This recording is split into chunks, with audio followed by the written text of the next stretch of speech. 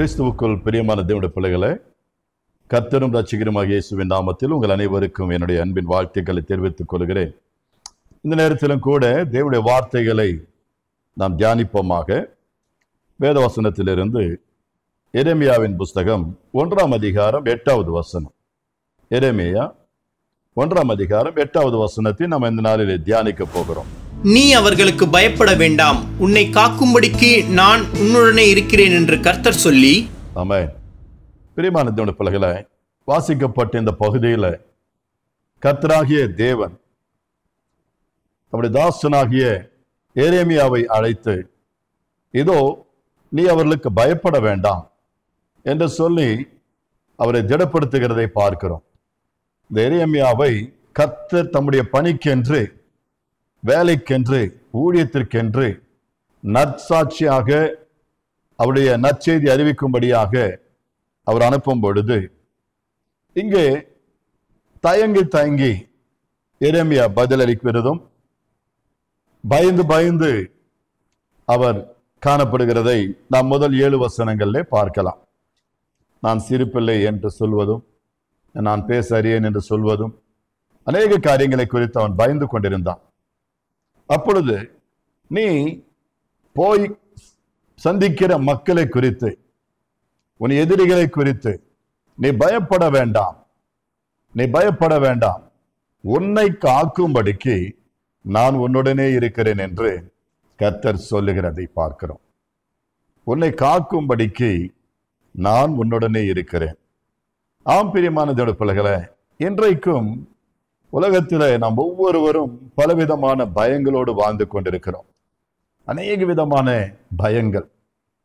வேதம் சொல்லுகிறது, நீ பயப்படாதே என்ற வார்த்தை வேதத்தில் கிட்டத்தட்ட 365 முறை இருக்கிறது என்றது வேத நிபுணர்களுடைய கருத்து. எனக்கு அநேகருக்கு பயம், ஒவ்வொரு நாளும் பயத்தோடு மக்கள் வாழ்ந்து கொண்டிருக்கிறதை பார்க்கிறோம். ஆமென். மரணம் வருமோ, விபத்துகள் வருமோ, இது என்னவாய் முடியுமோ, அநேகருக்கு அநேக விதமான பயங்கள் நிறைந்த ஒரு வாழ்க்கையில வாழ்ந்து கொண்டிருக்கிறோம். அதில் விசேஷமாய் மரண பயம். வியாதிகள் வந்து அவர்களை எப்படி கொன்று விடுமோ என்ற பயத்தோடு இன்றைக்கு அநேகர் கலங்கி கொண்டிருக்கிறதையும் பார்க்கிறோம். ஒரு வியாதி வந்து விடக்கூடாது, ஒரு வேதனை வந்து விடக்கூடாது, ஒரு கஷ்டம் வந்து விடக்கூடாது, அதிலேயே செத்து விடுவோம் என்ற பயம் இன்றைக்கு அநேகருக்கு இருக்கிறதை நம்மாலே பார்க்க முடியும். பிரியமான தேவனுடைய பிள்ளைகளே, நம்முடைய ஆண்டவர் பயங்களில் இருந்து விடுதலையாக்கி நம்மோடு கூட இருக்கிறதும் நம்மை காக்கிறதும் கர்த்தர் வேதத்தில் நமக்கு வெளிப்படுத்தி உறுதிப்படுத்தி கொண்டிருக்கிறதை நம்மாலே பார்க்க முடியும். வேதத்தில் நாம் வாசிக்கும் பொழுது உலகத்தில் எப்பேற்பட்ட மக்கள் இருக்கிறார்கள் என்று நாம் பார்க்கும் பொழுது உண்மையாகவே நமக்கு அச்சுறுத்தலாய் இருக்கக்கூடிய, நமக்கு விரோதமாக எதிரிகளாய் சுற்றி திரிகிறவர்களை இன்றைக்கு இந்த கடைசி நாட்களிலே நாம் ஏராளமானோரை பார்க்க முடியும். அவருடைய எண்ணங்கள், சிந்தனைகள் எல்லாம் எப்படி இருக்கிறது என்று பார்க்கும் பொழுது நீதிமொழிகள் 1ஆம் அதிகாரம் 10வது வசனத்திலிருந்து 5 வசனங்களை வாசிப்போமே. ஆனால் இன்றைக்கு மக்கள் எப்பேற்பட்ட குணாதிசயங்கள் கொண்டவர்களாக இருக்கிறார்கள் என்பதை நாம் அங்கே பார்க்கலாம். வாசிப்போம். நீதிமொழிகள் 1ஆம் அதிகாரம் 10 முதல் 15. என் மகனே, பாவிகள் உனக்கு நயங்காட்டினாலும் நீ சம்மதியாதே. எங்களோடே வா, ரத்தம் சிந்தும்படி நாம் பதிவிருந்து குற்றமற்றிருக்கிறவர்களை முகாந்தரமின்றி பிடிக்கும்படி ஒளிந்திருப்போம். பாதாளம் விழுங்குவது போல் நாம் அவர்களை உயிரோடு விழுங்குவோம். குழியில் இறங்குகிறவர்கள் விழுங்கப்படுவது போல் அவர்களை முழுமையும் விழுங்குவோம். விலையுயர்ந்த சகலவித பொருட்களையும் கண்டடைவோம். கொள்ளை பொருளினால் நம்முடைய வீடுகளை நிரப்புவோம். எங்களோட பங்காளியாயிரு, நம் எல்லாருக்கும் ஒரே பை இருக்கும் என்று அவர்கள் சொல்வார்களாகில், என் மகனே, நீ அவர்களோட வழி நடவாமல் உன் காலை அவர்கள் பாதைக்கு விலக்குவாயாக. வாசிக்கப்பட்ட பகுதியில் இன்றைக்கு மக்கள் எப்படிப்பட்ட எண்ணங்கள் கொண்டவர்களாக இருக்கிறார்கள் என்பதை நாம் இங்கே பார்க்க முடியும். ஆம், ரத்தம் சிந்தும்படி நாம் பதிவிருந்து குற்றமற்றிருக்கிறவர்களை நாம் முகாந்தரம் இல்லாமல் பிடிக்கும்படி ஒளிந்திருப்போம் என்று சொல்கிறார். ஆம், பார்த்தீங்களா, ரத்தம் சிந்தும்படியாக இன்றைக்கு ஒரு கூட்டம் அலைந்து திரிகிறதை பார்க்கிறோம். ரத்தம் சிந்துவதற்கு, கொலை செய்வதற்கு, வழிப்பறி செய்வதற்காக, அதற்காக எப்படி வேண்டுமானாலும் கொலை செய்யவும் தயங்காதவர்கள். பிரியமான பிள்ளைகளை, அவர் சொல்லுகிற வார்த்தை பாருங்க, பாதாளம் விழுங்குகிறதை போல நாம் அவர்களை உயிரோடு விழுங்குவோம் வாரும் என்று சொல்லி கூப்பிடுறதை பார்க்கிறோம். குழியிலே இறங்குகிறவர்கள் விழுங்கப்படுவது போல அவர்களை முழுமையாக நாம் விழுங்கி விடுவோம் என்று வாருங்கள் என்று சொல்லி அழைக்கிறதை பார்க்கிறோம். கொல்லுவதும் அழிப்பதும் நாசப்படுத்துவதும் இப்படிப்பட்டதான பயங்கரமான மக்களாக நாட்களிலே இன்றைக்கு நமக்கு விரோதமாக ஒரு கூட்டம் சுற்றி திரிகிறதை பார்க்கிறோம். யாரை விழுங்கலாமா? ஆம், இது சாத்தானுடைய எண்ணங்கள், இது பிசாசனுடைய யோசனை. நாம் எந்த குடும்பத்தை அழிக்கலாம், அவனை எப்படி நாசமாக்குவது, அவன் குடும்பத்தை எப்படி கெடுப்பது என்பதெல்லாம் இன்றைக்கு சத்துருவுடைய சிந்தனை. அதை குறித்து நாம் வாசிக்கும் பொழுது 1 பேதுரு 5ஆம் அதிகாரம் 8வது வசனத்தில் இப்பேற்பட்ட சிந்தனை கொண்ட சாத்தானை நாம் அங்கே பார்க்கலாம். வாசிக்கலாம். தெளிந்த புத்தியுள்ளவர்களாயிருங்கள், விழித்திருங்கள். ஏனெனில் உங்கள் எதிராளியாகிய பிசாசானவன் கெர்ச்சிக்கிற சிங்கம் போல் எவனை விழுங்கலாமோ என்று வகை தேடி சுற்றித் திரிகிறான். வேதத்தில் நாம் பார்த்தோம், இன்றைக்கு ஒரு கூட்ட மக்கள் யாரை விழுங்கலாமா, எவர்களை கொன்று விடலாம், எங்கே போய் ரத்தம் சிந்தலாம், யாருடைய வீட்டை கொள்ளடிக்கலாம், யாருடைய நிம்மதியை கெடுக்கலாம், எந்த குடும்பத்தை நாம் சின்ன பின்னமாக்கலாம், சமாதானத்தை சீர்குலைக்கலாம் என்று சுற்றி திரிகிறதை நாம் இந்நாட்களிலே இந்த எதிரிகளை குறித்து நாம் பார்க்கிறோம். அது எப்படி வருகிறது அந்த சிந்தனைகள் என்றால், இப்பொழுது வாசிக்கப்பட்ட அந்த பகுதியின்படி, வேதத்தின்படி, ஆமேன், வேதம் சொல்லுகிறது, தெளிந்த புத்தியுள்ளவர்களாய் இருங்கள். ஏனென்றால் ஆமேன், பிசாசானவன் கர்ஜிக்கிற சிங்கத்தை போல யாரை விழுங்கலாமா என்று அவன் வகை தேடி கொண்டிருக்கிறதை பார்க்கிறோம். வகை தேடி சுற்றி திரிகிறான் என்று வேதம் சொல்லுகிறது. கர்ஜிக்கிற சிங்கத்தை போல யாரை விழுங்கலாம், யாரை அழிக்கலாம், இன்றைக்கு யாவருடைய ஆமென் வாழ்க்கையை கெடுக்கலாம், நிம்மதியை கெடுக்கலாம், சமாதானத்தை கெடுக்கலாம் என்று அவன் கங்கணம் கட்டி திரிகிறதை நம்மாலே பார்க்க முடியும். பிரியமான தேவனுடைய பிள்ளைகளே, இன்றைக்கு இப்படிப்பட்ட உலகத்தில் நாம் வாழ்ந்து கொண்டிருக்கிறோம் என்பதை இந்த வேதம் நமக்கு இப்பொழுது வெளிப்படுத்துகிறது. இப்பேற்பட்ட உலகத்தில் வாழ்கிற நமக்கு கர்த்தர் கொடுக்கிற வார்த்தை என்ன தெரியுங்களா? நீ பயப்படாதே, உன்னை காக்கும்படிக்கு நான் உன்னுடனே இருக்கிறேன். உன்னை காக்கும்படிக்கு நான் உன்னுடனே இருக்கிறேன். ஆம், சங்கீதம் 124ஆம் அதிகாரம் முதல் 2 வசனங்களில் பக்தன் இப்படியாய் சொல்லுகிறார். வாசிப்போம். சங்கீதம் 124 1 2. மனுஷர் நமக்கு விரோதமாய் எழும்பின போது கர்த்தர் நமது பக்கத்தில் இராவிட்டால், கர்த்தர் தாமே நமக்கு பக்கத்தில் இராவிட்டால், அவர்கள் கோபம் நம்மேல் இருக்கையில் நம்மை உயிரோடே விழுங்கி இருப்பார்கள். ஆமென், ஹல்லேலூயா. பார்த்தீர்களா? பக்தன் சொல்லுகிறார், மனுஷர் நமக்கு விரோதமாய் எழும்பின பொழுது, பலவிதமான தீமையான நினைவுகளோடு, தவறான எண்ணங்களோடு சத்துருக்கள் நமக்கு விரோதமாக வரும் பொழுது, இது போல அவர்கள் எழும்பி வருகையிலே வேதம் சொல்லுகிறது, கர்த்தர் நமது பக்கத்தில் இராவிட்டால், கர்த்தர் தாமே நமது பக்கத்தில் இராவிட்டால், அவர்களுடைய கோபம் நம்மேல் இருக்கையிலே நம்மை உயிரோடு விழுங்கியிருப்பார்கள். இன்றைக்கு அவர்களுடைய கோபத்தினாலே, எரிச்சலினாலே நம்மை உயிரோடு கூட விழுங்கியிருப்பார்கள், அழிச்சிருப்பார்கள், கொண்டு இருப்பார்கள். பிரியமான தேவனுடைய பிள்ளைகளே, கர்த்தருடைய வேதம் சொல்லுகிறது, இதோ கர்த்தர் நம் பட்சத்தில் இருக்கிறார், கர்த்தர் நம்மோடு கூட இருக்கிறார். இன்றைக்கு நம்மை காக்கும்படியாய் நம் தேவன் நமக்கு துணையாய் இருக்கிறதை நமக்கு போதிக்கிறார். ஆம், எனக்கு அருமையான தேவ ஜனமே, இன்றைக்கு நமக்கு விரோதமாக எழும்புகிறவர்கள் ஏதோ தூரத்திலிருந்து வருகிறவர்கள் மட்டுமல்ல, நம்முடைய சொந்தங்கள், நம்முடைய உறவினர்கள், இன்றைக்கு உற்றார்கள், கணவனுக்கு விரோதமாய் மனைவிகள், மனைவிகளுக்கு விரோதமாய் கணவன்மார்கள், பிள்ளைகள் பெற்றோர்களுக்கு விரோதமாய், பெற்றோர்கள் பிள்ளைகளுக்கு விரோதமாக இன்றைக்கு பயங்கரமாக எழும்பிக் கொண்டிருக்கின்ற காலங்களாய் இருக்கிறது. ஒருவரை ஒருவர் கொன்று குவிக்கிறதை பார்க்கிறோம், அழிக்கிறதை பார்க்கிறோம், ரத்தம் சிந்துகிறதை பார்க்கிறோம். ஆமென், ஈவு இரக்கம் இல்லாமல் இன்றைக்கு பச்சிளம் குழந்தைகளையும் கொன்று குவிக்கிற காலங்களாய் இருக்கிறது. எனக்கு அருமையான தேவ பிள்ளைகளே, ஆமென், இன்றைக்கு தேவனாகிய கர்த்தர் நம்மோடு கூட இருந்து நம்மை காக்கின்ற, தப்புவிக்கின்ற, பாதுகாக்கின்ற தெய்வமாய் இருக்கிறார் என்பதை இந்த நாள் ஆவியானவர் நமக்கு வெளிப்படுத்துகிறார். ஆம், வேதத்தில் சரித்திரத்தில் வாசிக்கிறோம், யோசேப்பு என்ற பக்தனை குறித்து நாம் பார்க்கலாம். இந்த யோசேப்பு தன்னுடைய மூத்த சகோதரர்களாலே, கூட பிறந்த சகோதரர்களாலே அவன் வெறுக்கப்பட்டவனாய், ஆமென், எரிச்சலுக்குட்பட்டவனாய், பிரியமான பிள்ளைகளே, அந்த சகோதரர்கள் அவனை கொன்று அவனை ரத்தம் சிந்தும்படியாக திட்டமிட்டார்கள். ஆனால் கர்த்தர் அதற்கு அனுமதி கொடுக்கல.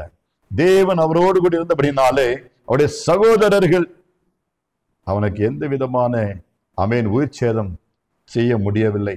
ஆனால் கூடுமான அளவிற்கு அவர்கள் என்னவெல்லாம் தொல்லை கொடுக்க முடியுமோ தொல்லை கொடுத்து விட்டார்கள். கடைசியாக அந்த சிறியவனை போய் அந்த எகிப்து தேசத்தில் கொண்டு போய் விற்று விட்டார்கள். வேதம் சொல்லுகிறது, கர்த்தருடைய வார்த்தையிலே பக்தனாக யோசேப்பு சொல்லுகிறார். வாசிப்போம். ஆதியாகமம் 50ஆம் அதிகாரம் 20வது வசனம். ஆதியாகமம் 50ஆம் அதிகாரம் 20வது வசனம். நீங்கள் எனக்கு தீமை செய்ய நினைத்தீர்கள், தேவனோ இப்பொழுது நடந்து வருகிறபடியே வெகு ஜனங்களை உயிரோடே காக்கும்படிக்கு அதை நன்மையாக முடிய பண்ணினார். ஆமென். ஹல்லேலூயா. பார்த்தீர்களா பிரியமான பிள்ளைகளே, தன் சகோதரர்கள் தன் கூட பிறந்த இளைய சகோதரனுக்கு தீமை செய்ய நினைத்தார்கள், தீங்கு செய்ய நினைத்தார்கள்.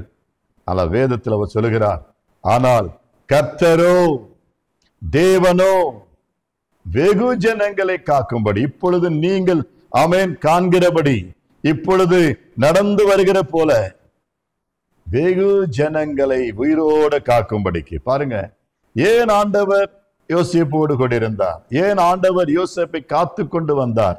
ஏன் ஆண்டவர் யோசேப்புக்கு துணையாயிருந்து பாதுகாத்து கொண்டு வந்தார் என்றால், வெகு ஜனங்களை பாரபட்சம் இல்லாமல் பட்சபாதம் இல்லாமல் எல்லோரையும் நேசிக்கிற கர்த்தர் வெகு ஜனங்களை, திரளான ஜனங்களை உயிரோடு காக்கும்படிக்கு அதை நன்மையாக முடிய பண்ணினார் என்று சொல்லப்பட்டிருக்கிறது. என் ஆண்டவர் தீமைகளை நன்மைகளாய் மாற்றுகிறவர். நமக்கு விரோதமாய் எழும்புகிறவர்களை தேவன் நமக்கு நன்மையானவர்களாக மாற்றி விடுவாராம். கர்த்தருடைய காரியம் அது அற்புதம், அதிசயமானவர். பிரியமான பிள்ளைகள், இந்த நாளிலும் கூட உனக்கு விரோதமாக ஒரு கூட்டம் ஏதோ ஒரு தவறான திட்டம் தீட்டிக் கொண்டிருக்கலாம், வகுத்து கொண்டிருக்கலாம். ஆனாலும் தேவன் அது உனக்கு நன்மையாகவே மாற்றி அருளுவார். என் ஆண்டவர் நம்மை காக்கின்ற தேவன், the God of protector. அவர் ப்ரொடெக்ட் பண்ணுகிற தேவனா இருக்கிறார். the God of protection, பாதுகாக்கின்ற தேவன். அவர் நம்மை பாதுகாக்கும்படியாக அவர் நமக்கு துணையா இருக்கிறார். நம்மை காக்கும்படிக்கு இந்த சத்துருக்கள் வெள்ளம் போடு எழும்பி வருகிறார்கள். சொந்த குடும்பத்திலும் வெளியில உறவினர்களும் ஆமென் அருகில் இருக்கின்றவர்களும் நமக்கு விரோதமாக பலவிதமான தீமைகளையும் தீங்குகளையும் செய்ய, சூழ்ச்சிகளை செய்ய திட்டமிட்டுக் கொண்டிருக்கிறார்கள். கர்த்தரோ உன்னை சுற்றிலும் வேலியாயிருந்து தேவன் உன்னை பாதுகாக்கிறவராக, ரட்சிக்கிறவராக, ஆமென் கண்காணித்து நடத்துகிறவராய் இருக்கிறார் என்பதை இந்த நாளில் ஆவியானவர் போதித்துக் கொண்டிருக்கிறார். ஆமென். கர்த்தர் தாமே நம்முடைய பட்சத்தில் இராவிட்டால், தேவன் தாமே நமக்கு அருகில் இராவிட்டால், அந்த சத்துருவின் எண்ணங்கள் சிந்தனைகள் எல்லாம் கூட நம்மை எப்பொழுதோ உயிரோடு கூட விழுங்கி இருக்கும் என்பதை சந்தேகமே இல்லை. இன்றைக்கு நீனும் நானும் உயிரோடு கூட இருக்கிறோம், காக்கப்பட்டு கொண்டிருக்கிறோம். அதற்கு காரணம் நம்மை படைத்த, நம்மை ரட்சித்த, நம்மை நடத்துகிற நம்முடைய தேவனாகிய கர்த்தர் நம்மோடு கூட இருக்கிறார். எனக்கு அருமையான தேவனுடைய பிள்ளைகளை, வேதம் சொல்லுகிறது, சங்கீதம் 33:19வது வசனத்தை வாசிக்க கேட்போம். சங்கீதம் 33:19. பஞ்சத்தில் அவர்களை உயிரோடே காக்கவும் கர்த்தருடைய கண் அவர்கள் மேல் நோக்கமாயிருக்கிறது. ஆமென். நம்முடைய தேவன் காக்கின்ற தேவன். பஞ்சத்திலே அவர்களை உயிரோடு காக்கும்படியாக, நமக்கு இருக்கின்ற வறுமைகளிலே, நமக்கு இருக்கின்ற நெருக்கங்களிலே, நமக்கு இருக்கின்ற பாடுகளிலே, நம்முடைய சுகவீனங்களிலே, நம்முடைய பலவீனங்களிலே நாம் மடிந்து போகக்கூடாதபடிக்கு, அழிந்து போகக்கூடாதபடிக்கு, ஆமென், நம்முடைய நிம்மதியை இழந்து போகக்கூடாதபடிக்கு, நம்மை உயிரோடு காக்கும்படிக்கு கர்த்தருடைய கண்கள் நம்ம நோக்கமாயிருக்கிறது என்பதை பரிசுத்த வேதாகமம் நமக்கு சொல்லுகிறது. எனவே நமக்கு அருமையான பிள்ளைகளை, பயப்படாதிருங்கள், உன்னை காக்கும்படிக்கு கர்த்தர் உன்னோடு கூட இருக்கிறார் என்பதை வேத வசனம் சொல்லுகிறது. தொடர்ந்து வாசிக்கும் பொழுது சங்கீதம் 91:11 நம்மை காக்கும்படிக்கு அவர் தம்முடைய தூதர்களை கட்டளையிடுவாராம். தம்முடைய தூதர்களை நமக்கு துணையாக அனுப்புவாராம். இன்றைக்கு அந்த தூதர்களை நம்மாலே பார்க்க முடியாது, ஆனாலும் அவர்கள் நமக்கு ஆமென் பணிவிடையின் ஆவிகளாய் காணப்படுகிறார்கள். தேவன் நமக்கு துணையாக மனிதர்களை துணையாக அனுப்புகிறது அல்ல. ஏனென்றால் மனிதனை நம்புவதற்கு அவன் யார்? அவன் நாசிலே சுவாசம் உள்ளவன்.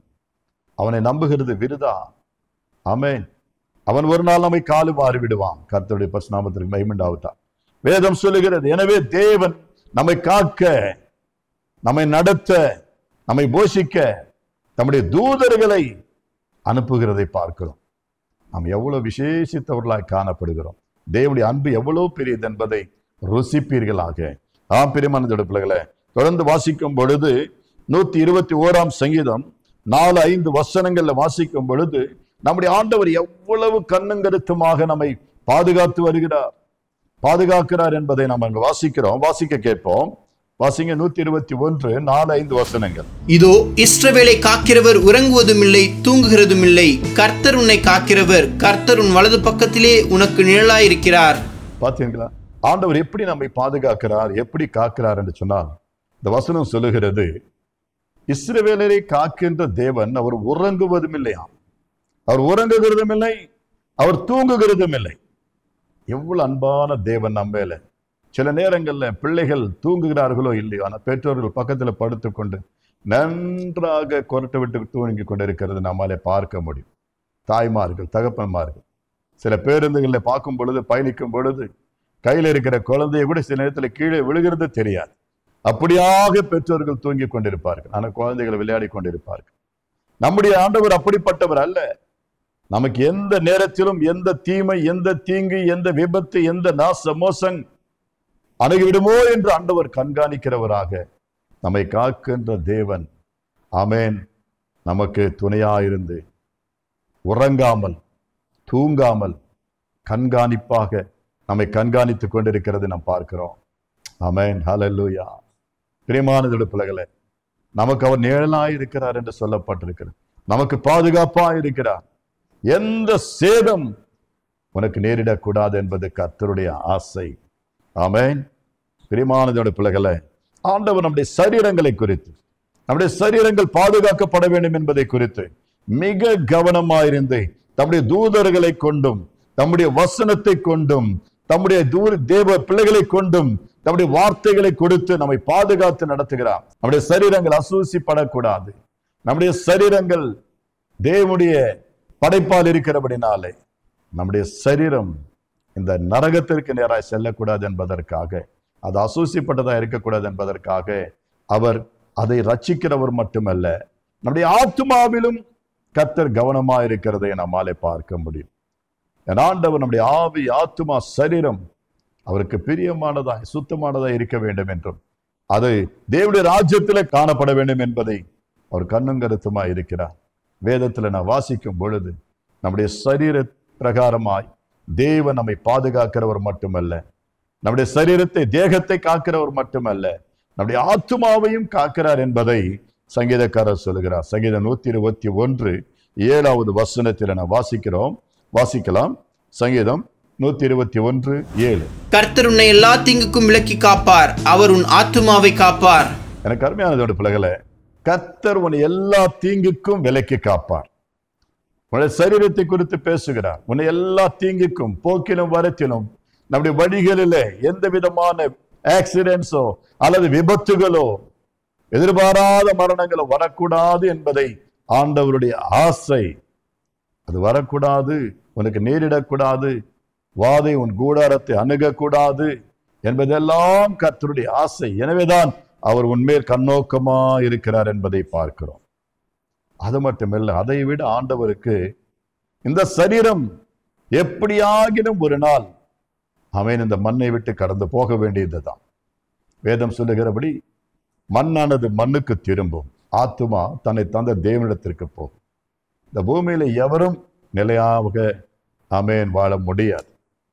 ஆனாலும் இருக்கும் வரைக்கும் தேவன் நம்மை பாதுகாத்து பராமரித்து நடத்துகிற தெய்வமா இருக்கிறார். இரண்டாவதாக, நம்முடைய ஆத்துமாவை குறித்து மிக மிக மிக அக்கறையுள்ள தெய்வமா இருக்கிறார். நம்முடைய ஆத்துமா நம்முடையதல்ல, அது தேவனுடைய ஆத்துமா. அந்த ஆத்துமாவை தேவன் பத்திரமாய் மீண்டும் தம்முடைய ராஜ்யத்திலே கொண்டு போய் சேர்க்க வேண்டும் என்பதுதான் அவருடைய ஆசை. பொதுவாகவே ஆத்துமாவை யாராலும் அழிக்க முடியாது, ஆத்துமாவை யாரும் கொல்ல முடியாது. நாம் காண்கின்ற நம்முடைய எதிரிகள், சத்துருக்கள் ஒருவேளை இந்த சரீரத்தை விட்டு நம்முடைய ஆத்துமாவை பிரிக்கலாமே ஒழிய, அந்த ஆத்துமாவை கொல்லுகிற, அழிக்கிற அதிகாரம் பூமியில ஒருவருக்கும் இல்லை.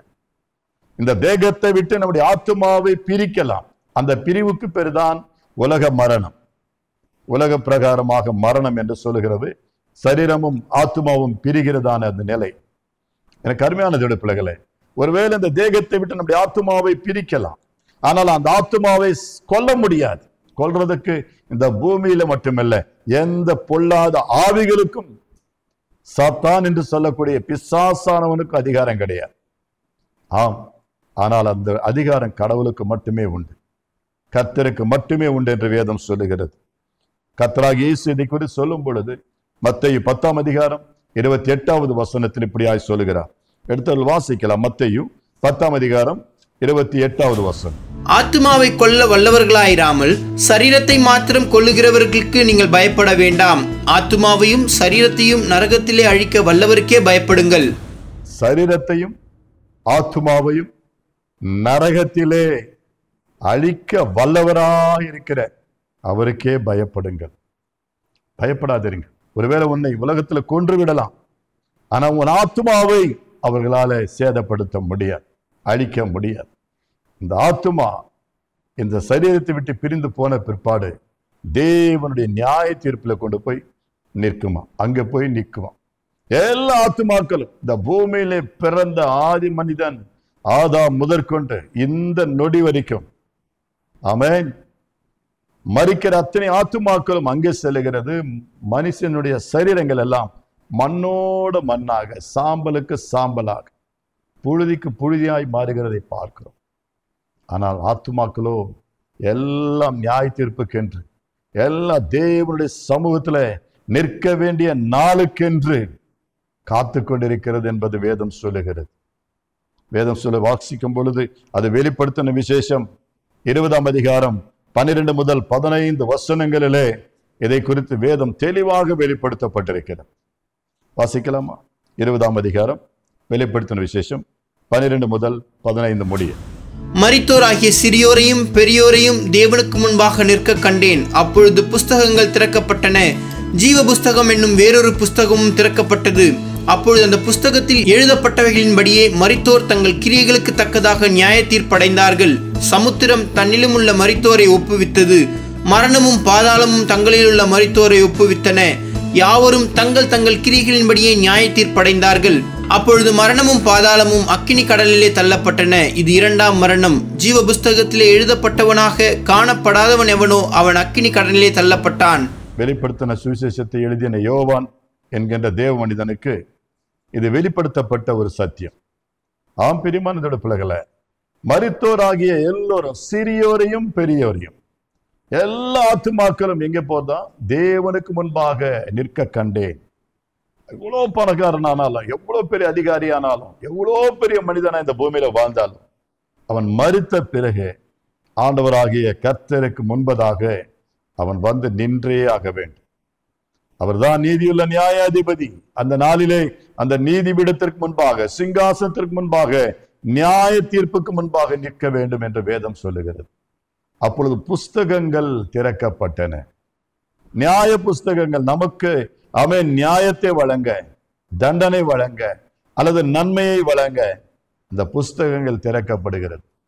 அங்கே ஜீவ புஸ்தகம் என்கின்ற ஒரு பெயருடைய புத்தகமும் திறக்கப்படுகிறது. அதுல நம்முடைய பெயர்கள் இல்லாவிட்டால் வேதம் சொல்லுகிறது, அந்த புஸ்தகத்திலே எழுதப்பட்டவனாய் இராதவன் எவனோ, எவருடைய பெயர் அங்கு இருக்காதோ அவர்கள் எல்லாரும் கூட அக்கினி கடலுக்கு, நரகத்திற்கு நேராய் கடந்து போவார்களாம். ஆமே, வேதத்தின்படி அவரவருடைய கிரியைகளுக்கு தக்க பலன், சிறியவனுக்குரிய பலன், பெரியவனுக்குரிய பலன், பாவிக்குரிய பலன், நீதிமானுக்குரிய பலன், அவனவனுடைய கிரியைகளுக்கு தக்க ஆமென் பலனை, தண்டனை, நியாய தீர்ப்பை அவர்கள் அடைந்தார்கள் என்று வேதம் சொல்லுகிறது. ஹல்லேலூயா. அதன் பிற்பாடு சமுத்திரமும் அக்கினியும் ஆமென் மரணமும் தங்களுக்குள்ளவர்கள் எல்லாம் ஒப்பு கொடுக்குமா. ஆதி முதல் நோவா நாட்களுக்கு முன்னாடி மரித்தவர்கள், ஜலத்திலே மரித்தவர்கள், அக்கினியிலே ஆமென் சாம்பலாய் போனவர்கள், எரிந்து சாம்பலாய் போனவர்கள், இது அப்படியே முடியாது. இந்த ஆத்துமாக்கள் எல்லாம் மீண்டும் கர்த்தருக்கு முன்பாக வந்து நிற்கும். தங்களுடைய கிரியைகளுக்கு ஏற்ற தண்டனை பெற்றே ஆக வேண்டும் என்று பரிசுத்த வேதாகம் சொல்கிறது. ஆமென். அந்த நாளிலே அக்கினி யாரை விடுங்கோ? இந்த பாவத்தின் சம்பளம் மரணம் என்று சொல்லப்படுகிறது. அந்த சம்பளத்தை அவர்கள் பெற்று தேவனுக்கு விரோதமாய் கிரியை செய்தவர்கள், தேவனுக்கு விரோதமாய் எழும்பினவர்கள், கர்த்தருக்கு விரோதமாக செயல்பட்டவர்களை, கீழ்ப்படியாதவர்களை தேவன் அந்த அக்கினி கடலிலே போடுவதற்கு தண்டனை வழங்குவாராம். அதை இரண்டாம் மரணம் என்று சொல்லப்பட்டிருக்கிறது. அந்த ஆத்துமா நிரந்தரமாய் வேதனைப்படும். வசனம் 10 நாம் வாசிக்கிறோம். 10வது வசனத்தை வாசிப்போம். வெளிப்படுத்தின விசேஷம் 20ஆம் அதிகாரம் 10. மேலும் அவர்களை மோசம் போக்கின பிசாசானவன் மிருகமும் கள்ள தீர்க்கதரிசியுமாயிருக்கிற இடமாகிய அக்கினியும் கந்தகமுமான கடலிலே தள்ளப்பட்டான். அவர்கள் இரவும் பகலும் சதா காலங்களிலும் வாதிக்கப்படுவார்கள்.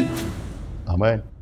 அக்கினி கடலிலே தள்ளப்படுகிறார்கள். அவர்கள் இரவும் பகலுமாக, இரவும் பகலுமாக, வேதம் சொல்லுகிறது, அவர்கள் இரவும் பகலுமாக, ஆமென், சதா காலங்களிலும், இட்டர்னல், சதா காலங்களிலும் பாதிக்கப்படுவார்கள்.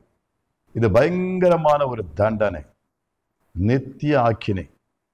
ஆம்பிரியமான பிள்ளைகளை, இந்த பூமியில நாம் எல்லோரும் 100 ஆண்டுகள் வாழ்வோம், மகா என்றால் 120 ஆண்டுகள் வாழ்வோம். ஆனால் மறுமையில இந்த ஆத்துமா கடந்து போன பிற்பாடு, இந்த ஆத்துமா நியாய தீர்ப்புக்கு பிறகு பரலோகத்திலேயோ நரகத்திலேயோ அது சதா காலங்களிலும் இருக்கக்கூடிய இடங்கள் என்று வேதம் சொல்லுகிறது. பரலோகம் தேவனோடு கூட பரிசுத்தமாய் தேவ பிரசன்னத்தில், தேவ சந்நிதியில தேவதூதர்கள் கூட பாடி துதிக்கின்ற சந்தோஷமா இருக்கிற ஒரு இடம். அங்கே பசியும் இருக்காது, பட்டினியும் இருக்காது, தாகம் இருக்காது, எந்த விதமான வேதனை இருக்காது, வியாதி இருக்காது. அருமையான ஒரு இடம் பரலோகம் என்று வெளிப்படுத்தின விசேஷத்தில் பரிசுத்த வேதாகம் சொல்லுகிறது. அதே போல நரகத்தை குறித்து சொல்லப்பட்டிருக்கும் பொழுது அது அக்கினி கந்தகம் நிறைந்த ஒரு இடம், அக்கினி கடல். அது ஒருபோது அழியாது, அது எரிந்து கொண்டே இருக்கும். அதுல விழுந்த புழு கூட சரி சாகாதான், புழு மரிக்கவே மரிக்காது. மக்கள் நிரந்தரமாக என்றென்றைக்கு பாதிக்கப்படுவார்கள், அலக்கழிக்கப்படுவார்கள், வேதனைப்படுவார்கள், ஐயோ என்று கதறுவார்கள். பெரியமான பிள்ளைகளை, எனவே கர்த்தர் இப்பேற்பட்ட ஒரு நிலையை, அந்த இரண்டாம் மரணத்தை நாம் அடையக்கூடாது என்பதற்காக அவர் நம்முடைய ஆத்துமாவை காக்கின்ற தெய்வமாய் இருக்கிறார். நம்முடைய ஆத்துமாவின் மேல மிகவும் அக்கறையுள்ள கரிசனையுள்ள தெய்வமாய் இருக்கிறார். வாசிக்கிறோம் யோவான் 17ஆம் அதிகாரம் 15வது வசனத்தை வாசிப்போம். யோவான் எழுதிய சுவிசேஷம் 17ஆம் அதிகாரம் 15வது வசனம். நீர் அவர்களை உலகத்திலிருந்து எடுத்துக்கொள்ளும்படி நான் வேண்டிக் கொள்ளாமல் நீர் அவர்களை தீமையினின்று காக்கும்படி வேண்டிக் கொள்ளுகிறேன். ஆமென். ஆண்டவராகிய இயேசு கிறிஸ்து செய்த ஜெபங்கள்ல ஒரு மிகப்பெரிய ஜெபம் இந்த 17ஆம் அதிகாரத்தில் நான் வாசிக்கிறேன். இந்த அதிகாரம் முழுவதுமாக கர்த்தராகிய இயேசு கிறிஸ்து பிதாவோடு ஜெபித்துக் கொண்டிருக்கிற காட்சியை பார்க்கலாம். இதுல அவருடைய மக்களாகிய நமக்காக எவ்வளவு கவனமா ஜெபிக்கிறார் பாருங்க. ஆண்டவரே, இவர்கள் பாவம் செய்கிறார்கள், இவர்கள் அக்கிரமம் செய்கிறார்கள், அநியாயத்திற்குரியவர்களாக இருக்கிறார்கள், இவர்களை உலகத்திலிருந்து எடுத்துக்கொள்ளும் என்று சொல்லி ஜெபிக்கல, அவர்களை அழித்துவிடும் என்று ஜெபிக்காம அவர்களுக்காக வேண்டிக் கொள்ளுகிற விதம் பாருங்க. நீர் அவர்களை தீமை நின்று காக்கும்படிக்கு, அவர்கள் அந்த பாவத்திலிருந்து விலக்கும்படிக்கு நான் அவர்களுக்காக வேண்டிக் கொள்ளுகிறேன். ஏனென்றால் பாவத்தின் சம்பளம் மரணம் அல்லவா? அந்த சம்பளத்தை அவர்கள் பெற்றுக்கொள்ள கூடாது ஆண்டவரே. ஆமென். பிரியமான பிள்ளைகளே, நீயும் நாமும் ஆமென் அந்த எரி நரகத்திற்கு காக்கப்பட வேண்டும் அல்லது தப்பிவிக்கப்பட வேண்டும் என்று கர்த்தராகிய தேவன் மிகவும் கவனம் உள்ளவராயிருக்கிறார். நம்மை காக்கும்படியாக நம்முடைய தேவன் மிகவும் ஆவலோடு இருக்கிறத பார்க்கிறோம். இஸ்ரவேலரை காக்கின்ற தேவன், அவர் தூங்குவதில்லை, உறங்குவதில்லை. நம்முடைய வழிகளிலே தூதர்களை கொண்டு காப்பாற்றுகிற தேவன் அவர். நாம் எந்த அசூசிகள் படாதபடிக்கு, எந்த தீமைகளும் தீங்குகளும் செய்யக்கூடாதபடிக்கு நம்மை நோக்கி இப்படிப்பட்ட ஜெபங்கள் நமக்காக அருமை இரட்சகர் ஆண்டவராகிய இயேசு கிறிஸ்து ஏறெடுத்துக் கொண்டிருக்கிறதை பார்க்கிறோம். நம்முடைய ஆண்டவர் காக்கின்ற தேவன். ஆமென். அவர் சரீரத்தை மட்டுமல்ல, நம்முடைய ஆத்துமாவையும் காக்கிற வல்லவராயிருக்கிறார். நம்முடைய ஆத்துமாவை நரகத்திற்கு செல்லக்கூடாதபடிக்கு அதிலிருந்து ரட்சித்து நித்திய ராஜ்யமாகிய பரலோகத்திற்கு நம்மை கொண்டு செல்ல அவர் வாஞ்சியுள்ளவராயிருக்கிறார். இதற்காக தான் கர்த்தர் நம்மை காக்க வேண்டும் என்று காப்பதற்கு நம்மை துடித்துக் கொண்டிருக்கிறதை பார்க்கிறோம். வேதம் சொல்லுகிறது, கர்த்தர் காவாராகில் காவலாளர் விழித்திருப்பது விருதா. 127 சங்கீதம் 1 வசனத்தில் வாசிக்கிறோம், என் ஆண்டவர் காவாராகில், எந்த ஒரு காரியத்தையும் கர்த்தர் காவாராகில், காக்கின்ற தெய்வமாகிய கர்த்தர் காவாராகில், காவலாளர் விழித்திருப்பது விருதா. பேதுருவை சிறைச்சாலையில வைத்தார்கள், உட்காவல் அறையில வைத்து மறுநாள் அவனை சிறைச்சேதனம் பண்ண வேண்டும் என்பதற்காக காவலுக்கு 2 போர் சேவகர்களை நிறுத்தினார்கள். அநேக காவல்களை அவர் கடந்து தேவதூதன் தம்மை தட்டி எழுப்பி வெளியே கொண்டு வருகிறதை பார்க்கிறோம். என் ஆண்டவருக்கு இம்மைக்குரிய சிறைகள், இம்மைக்குரிய அந்த சங்கிலிகள், இம்மைக்குரிய காரியங்கள் எல்லாம் பெரிய விஷயம் இல்லை. ஆமென். பவுலும் சீலாவும் சிறையில் அடைத்தார்கள். தேவனை துதித்து பாடின பொழுது அதிர்ந்தது சிறைச்சாலை. அவருடைய சங்கிலிகள் எல்லாம் கலண்டது. அவர்கள் ஆனாலும் வெளியே ஓடலை, அவர் நின்றார்கள். என் தேவனுடைய அற்புதம் மகா பெரிய அற்புதம், அவருடைய வல்லமை மகா பெரிய வல்லமை. எனக்கு அருமையான தடுப்பிள்ளைகளே, ஆண்டவராக இயேசு கிறிஸ்துவை சிலுவையில் அறைந்து 3ஆம் நாள் அடக்கம் பண்ணப்படுவதற்கு கல்லறையில வைத்து அது பாதுகாத்தார். சங்கிலிகளால போட்டு சீல் வைத்து போர் சேவகர்களை அங்கே காவலும் வைத்தார்கள் என்று வேதம் சொல்லுகிறது. ஆனாலும் 3ஆம் நாள் கல்லறை திறவுண்டது. தூதர்கள் அந்த கல்லறை திறக்கிறதை பார்க்கிறோம். செத்தவர்களை போல இந்த போர் சேவகர்கள் அங்கே காணப்படுகிறதை பார்க்கிறோம். எனக்கு அன்பான தேவனுடைய பிள்ளைகளை, எம்மைக்குரிய பாதுகாப்பை மட்டுமல்ல, நம்முடைய ஆண்டவர் அந்த பயங்கரமான நித்திய ஆக்கினைக்கும் நித்திய நரகத்திற்கும் நம்மை காக்கிற தெய்வமாயிருக்கிறார். அவர் காவலராகில் நம் காவலாளர்கள் வீழ்த்திருப்பது விருதா என்று சொல்லப்பட்டிருக்கிறது. எனவே ஆண்டவர் இந்த நாளிலே கர்த்தர் சொல்லுகிற வார்த்தை அந்த எரேமியாவுக்கு சொன்னது போல, நான் உன்னோடு கூட இருந்து உன்னை காப்பேன், உன்னை காக்கும்படிக்கு நான் உன்னோடு கூட இருப்பேன் என்று கர்த்தர் சொல்லுகிறார். நீ பயப்படாதே, நீ அவர்களுக்கு பயப்படாதே, நீ எந்த சூழ்நிலைக்கும் பயப்படாதே. நீ ஆண்டவருடைய பிள்ளை, யூதா ராஜ சிங்கம். நீ நாம் கர்த்தருடைய பிள்ளைகளா இருக்கிறபடினாலே எனக்கு அருமையான தேவ பிள்ளைகளை, தைரியமாய் வாழ்வோம். நம்முடைய போக்கையும் வரத்தையும் முதற்கொண்டு அவர் காப்பார். நீ உறங்கும் பொழுது அவர் காப்பார். நீ எந்த சூழ்நிலையில் இருந்தாலும் உன்னை அவர் தப்புவிக்க வல்லவராய் இருக்கிறார். ஆமென். எனவே இந்த நாளிலே இந்த வார்த்தைகளை விசுவாசிப்போம். இந்த கர்த்தரை நாம் அடைக்கலமாய் கொண்டிருப்போம். உன்னதமானவருடைய மறைவில் இருக்கிறவன் சர்வ வல்லவருடைய நிழலில் இருக்கிறான் என்று சங்கீதம் 91:1 சொல்லப்பட்டிருக்கிறது. எந்த விதமான வாதைகள், எந்த சேதம் நம்மை நெருங்காது. கர்த்தர் நமக்கு துணையா இருப்பார். அவர் நம்மை பாதுகாத்த தெய்வமாக, நமக்கு துணையா இருந்து நம்மை ரட்சிக்கும் தெய்வமாக நம்மோடு கூட இருந்து நம்மை வழிநடத்துவார். தொடர்ந்து தேவன் இந்த வார்த்தைகள் மூலமாக விசுவாசிக்கிற உங்களையும் காத்து அற்புதமாய் நடத்தி செல்வாராக. ஆமென். கர்த்தர் உங்களோடு இருப்பாராக. God bless you. God bless you. கர்த்தர் உங்களை நடத்துவார். ஆமென்.